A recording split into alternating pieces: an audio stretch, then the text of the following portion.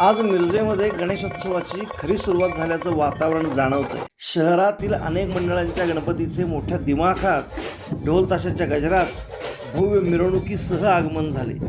पण त्यातली सर्वात खास मिरवणूक म्हणजे शनिवार पेठच्या राजाची. संपूर्ण मिरजकरांचं लक्ष नेहमीप्रमाणे या मिरवणुकीकडे वेधलं गेलं. लखलखत्या रोषणाईत, ढोल ताशांच्या गजरात, झांज पथकांच्या आवाजात शनिवार पेठच्या राजाची दिमाखदार मूर्ती पाहण्यासाठी प्रचंड संख्येने मिरजकर जमले होते. या मंडळाचं एक वैशिष्ट्य जे प्रत्येकाच्या मनाला भिडतं. दरवर्षी इथे येऊन गणेश भक्त आपल्या हातात धागा बांधून घेतो.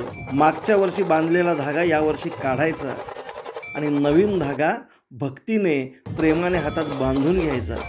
ही परंपरा गेली काही वर्षे सुरू आहे आणि हजारो मिरजकर ती श्रद्धेने पाळत आहेत. आज बाप्पाचं हे आगमन झालं आणि खरंच असं वाटलं की मिरजेचा गणेशोत्सव आता खरंच रंगात आला आहे.